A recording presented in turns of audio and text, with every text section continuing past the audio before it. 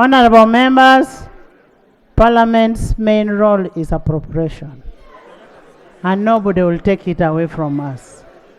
Right Honorable Speaker,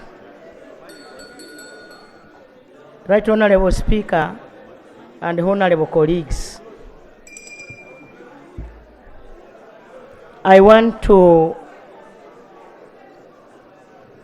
I need your protection, Right Honorable Speaker. Yes, Prime Minister. Right Honorable Speaker and Honorable colleagues, I want to request Honorable members to appreciate that the President respects this House. That's why he sent back this bill for reconsideration. If he was not respecting us, he has other options. He can warrant. But he went aside, he decided to bring back this bill because he respects this House. Can I request, Right Honorable Speaker, that you allow the Attorney General to come in at this time so that he can guide us? Procedure, we shall guide ourselves. Procedure. Odria. Thank you very much, Right Honorable Speaker. Right Honorable Speaker, I want to thank you for the opportunity. Right Honorable Speaker, the issue of corruption in this Parliament has gone beyond borders. Right Honorable Speaker, we have lost trust in the Budget Committee.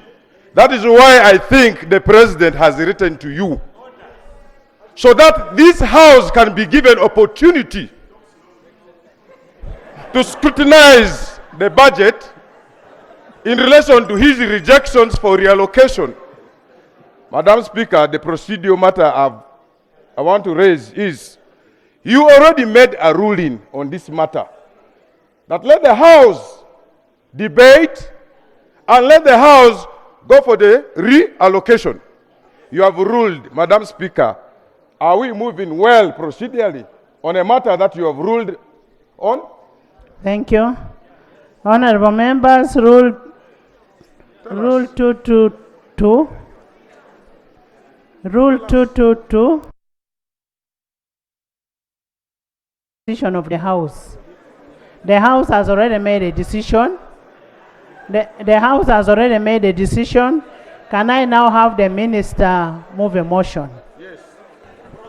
Item 3, motion for reconsideration of the Appropriation Bill 2024 Procedure, Honorable as Speaker. returned by His Excellency the President in accordance with Article 91(3)(c) of the Constitution and Rule 143 of the Rules of Procedure. Procedure, Right Honorable Speaker. Honorable Procedure, Right Honorable Speaker. Doctor, you wait. Let him move a motion, and you will bring all that when we are in the committee of the whole House. Procedure, Right Honorable Speaker. Procedure, Right Honorable Speaker. Right Honorable Speaker, I thank you for correcting the anomaly where you've referred now for a formal motion to be moved by the Minister of Finance. Since this is an appropriation bill, it couldn't have been moved by the government chief whip when the minister is here. That one, I thank you. But number 2, Right Honorable Speaker. The other one was different. Very different. My implication is for you to pick the cue from that. I was just tickling you to pick a cue from that. I was giving you the beef from it. Go Sechi, stop tickling me. Right Honorable Speaker, this is not a normal reconsideration of the bill. For almost a quarter of a century, I've been to this House. Almost a quarter of a century I've been to this House. I'm going to make a quarter of a century. This has never been, this is quite unprecedented.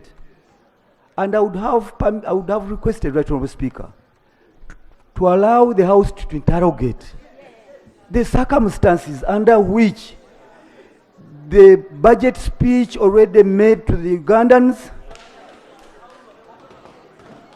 were received by the country, and now the president is referring back the bill to this parliament for reconsideration.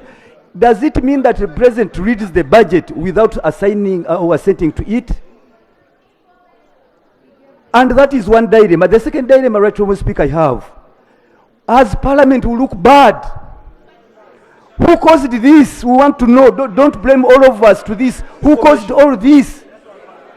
Let us know, let us interrogate who tampered for selfish reasons the budget of the country. If you talk about 3.1 trillion, 3.1 trillion in 4 years, this is huge amounts of money. Right? It isn't a normal reconsideration. Bad motive has been imputed on this house, and the president cannot speak in vain. It means he has evidence. Can we first constitute the house into a committee of the whole house? But then usually, you talk. Right Honourable Speaker, let us first exhaust this, then we can go back knowing the reasons. And what are we moving from, and where are we moving next? Where is the problem? Who did this? We must know who are the thieves, if they are thieves of 3.1 trillion. Yes, I'll take it. This is getting out of hand. Honorable, you don't have to raise your voice for me to hear you. I am saying, honorable members, Honorable Leon brought a very good suggestion. Avur, sit. Honorable members, we are saying we are going to have a committee of the whole house. And in that committee of the whole house, can I have silence? Can you first, Honorable Minister of Finance, move a motion and we go into a debate?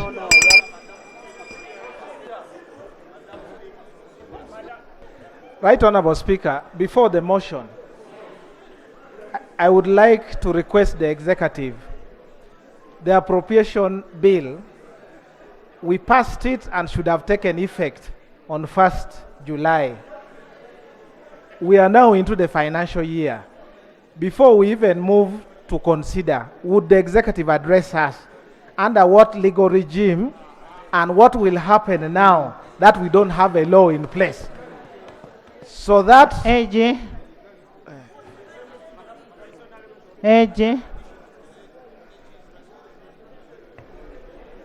Thank you very much, Right Honourable Speaker.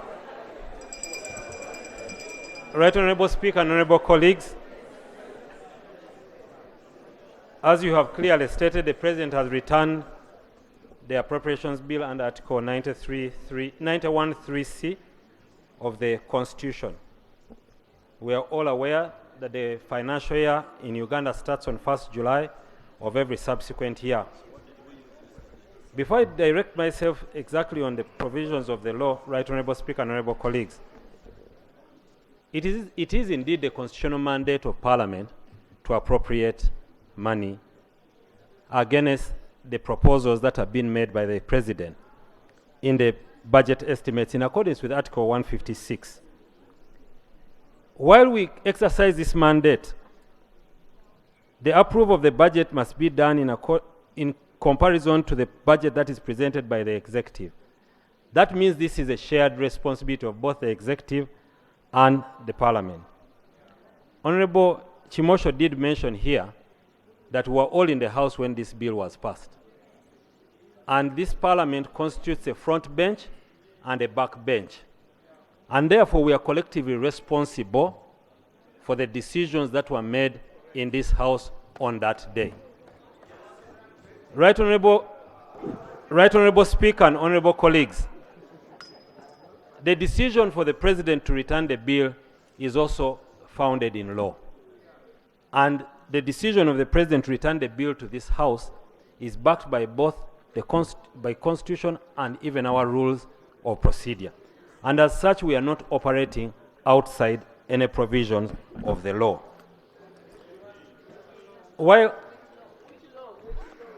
While we do this appropriation, honorable colleagues and members, Order, Madam.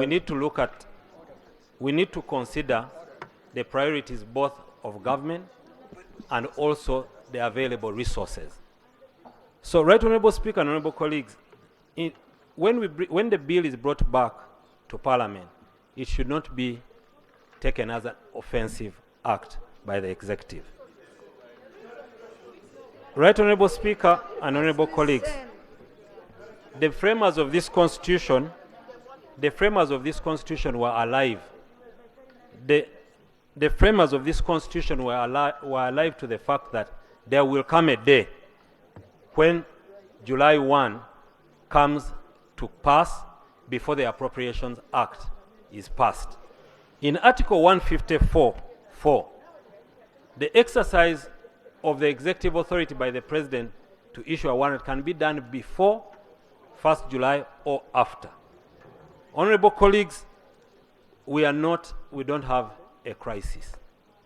Government, there are sufficient legal mechanisms to ensure that government continues running. I want to implore your colleagues, let us all sit down and reconsider. Counsel, Yes. you mean a warrant has been issued? No, the warrant has not been issued, but what Honorable Dur was asking is what happens, and we are saying that we are well within our rights because the Constitution anticipated that we can deal with the Appropriations Act even after 1st July. There is no warrant current. So in Clarification. Madam Yes. Speaker, law, Madam Speaker, both print and electronic media is awash with what the PSST opined about, especially when he raised this same issue of the warrant. And I would like to seek clarification from the Attorney General whether the President, as of now that we do not have an appropriation act in operation, whether he has already written, already issued a warrant to issue funds from the consolidated fund until the expiry of 4 months, as stipulated in that Article 154, which you have ably quoted. Right Honorable Speaker, I can state with no fear of contradiction that the President has not issued a warrant under Article 154(4) of the Constitution. The President has chosen to take the path of coming back to the House so we can go through this budget and do this exercise. Procedure, Honorable Speaker. Honorable members, when you look at Article 154(4), if the President is satisfied that the Appropriation Act in respect of any financial year will not or has not come into operation by the beginning of the financial year, the President may, subject to the provisions of the article, authorize an issue of monies from the consolidated fund, and that is a warrant. Now, in the circumstance, today is 2nd, and that's why we say, because of the time, let's have this passed so that we do not bring in the issue of the warrant. We have the act passed, we have the bill passed, and then we have the act by it. Procedure, right There's a Honorable Speaker. motion